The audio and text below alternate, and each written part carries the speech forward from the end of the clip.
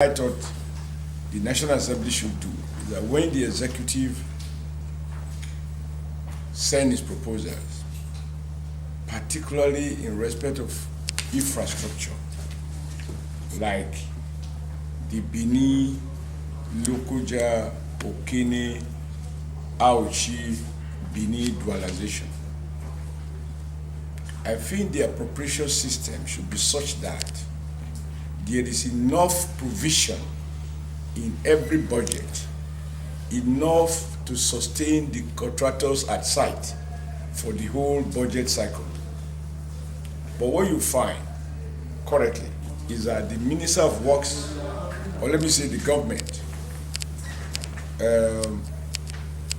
approves or proposes a certain amount that will keep the contractors on site. And somebody in the appropriation committee, or due to various pressures, we redistribute that money, take it out of the Bini, Abuja, Bini dualization way, and put it in new projects. So you find new contract being awarded when the old ones have not been finished. Now, if you don't understand the meaning of that, go and talk to the average Bini man, the average Auchi man, the average Okene man, and ask them what is their challenge today when they want to go to Benin or Benin want to go to Abuja. The road is extremely bad, and that destroys the economy of the people of this area. A bag of cement that could have cost X, because the roads are bad, it costs more. Now check it out. A bag of rice in this poor neighborhood costs more here than in Abuja. Why? Because of the cost of transportation, which is compounded by the bad roads. So, because people are rational economic animals, the owners of these trucks have to factor in the rate of accidents, the delays, and sometimes the destruction. So my point is that award one contract, finish it before you award another one. And the National Assembly has the power. But it is not helpful if the executive identify 2, 3 roads, 4 roads, 8 roads they want to do in a year and appropriate money for those roads. In my opinion, it is unhelpful to the country if the National Assembly now take more than half of that and put tokens in new projects and leave the major projects uncompleted. And I give an example of the fact that I feel pain, and I'm just being frank. At this age, I just need to listen to my conscience. I am unable to accept that the construction of the dualization project of Abuja, Lokoja, Obajana, Okene, Okbela, Auchi, Benin, has passed through 3 or 4 presidents. It has taken more than 15 years. That is irresponsible, in my opinion. What it means is that you can't say at the end of the day, this is the cost of the project. Because Naira has been devalued during this period, ministers have come and gone, different engineers have worked on the road. I mean, nobody run business like that. Get one thing, finish it. You spread money too thinly in everything, you end up accomplishing nothing anywhere. It's basic management principle. And Benin people can't come to Auchi. Auchi people can't come to Benin during the rainy season. Go to Ekpoma.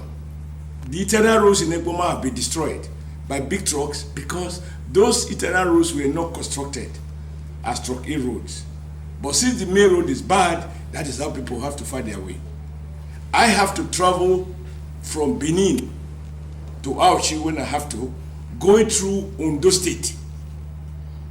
I have to go through Ifo to return back to Edo. Why should we have a budgetary system that doesn't allow the federal government to finish its own road before awarding fresh ones? I mean, it's about management style. I think that the purpose of democracy is that the senators go and convey on the floor of the Senate the yearnings, the feelings, the expectations, the problems, the challenges that their people are facing. I don't want to go to Senate for business as usual because something can be done better. And we will restructure the whole idea of constituency project. You heard me say it yesterday. Because see, in politics, we have to be honest with the people. Look at some contradictions. Lagos State Governor, rightly, banned the use of Okada in some places. But those Okadas, a lot of them were procured by politicians and give to young people, and they're not so young, as constituency project.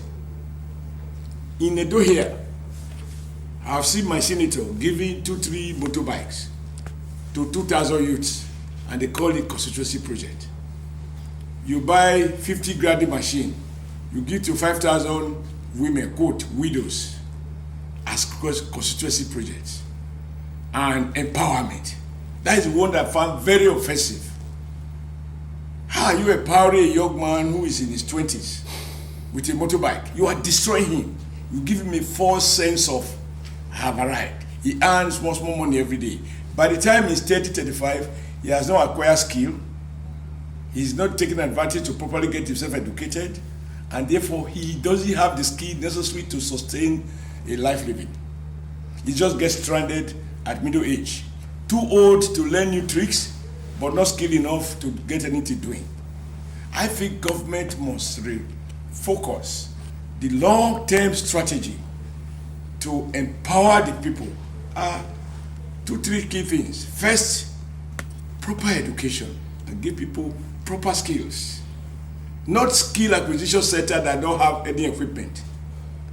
I mean, that's a joke. We are celebrating and institutionalizing poverty rather than tackling it. Number 2, no economy has grown without sound infrastructure, whether it is road or rail. And that is why I talk about why we must restructure the capital project to ensure that projects are earmarked, they are completed before new ones are put in place. If the roads are good, everybody will save on cost of doing business, cost of traveling, and so on and so forth. So I don't think it's just a sophisticated thing. There must be a way in which, over a period of 4 years, you have a holistic view of where are the major roads that we need to do now. Limit yourself to those ones and get them completed. Giving more resources, you do more. But talking, become a budget of tokenism and translate to no completed project. All over the country now, you have abandoned, uncompleted projects all over the place because of the budgetary system. That's what I'm talking about. Yeah. In summary, can we say the blame have been shifted? The issue of bad road, the blame have gradually been shifted from your own side now to National Assembly. Do you agree with that, sir? No, there are state roads, there are federal roads. When I was governor of this state, check it out. What I'm saying now that I will want to encourage, lobby, and persuade other senators for a new approach. That is what I did in Edo State. Check my facts. How many roads did I abandon? I built many roads in Benin, I built in Ishan, I built in Afemai, but I never awarded 200 roads. I ended up not completing any of them. Thank you, sir. Because that is the way you can get value for money. Let me tell you something. It's like this house that we are in now. Assuming the value of this house is 100 million. You have completed it, you need 10 million to paint it. Rather than use the 10 million to paint it, you start building another house. You appropriate 10 million to start another building. But this one is not completed. Your 90 million is idle. Because you need 10 million to finish it, and without painting, you can't use it. So why will any rational person do that? Complete this house, then start building another one. So this one will be put to use, while another one is under construction. It's basic common sense in management.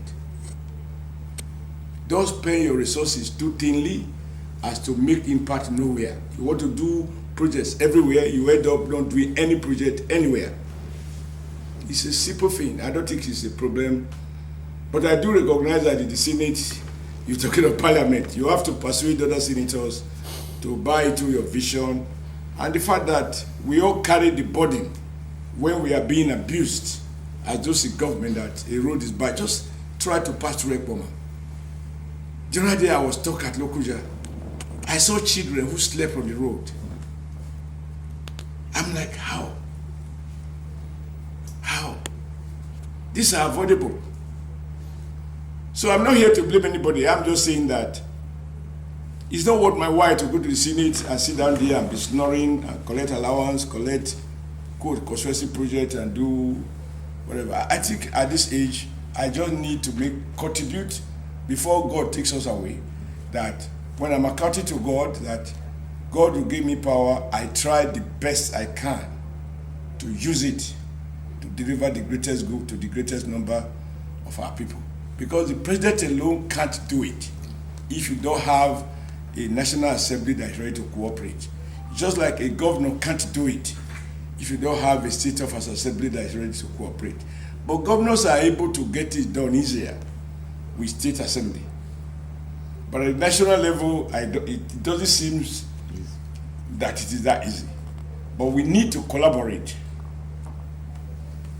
3 arms of government, but it is one government. And Nigerians look up to government. When they say government, it includes executive, legislature, and the judiciary.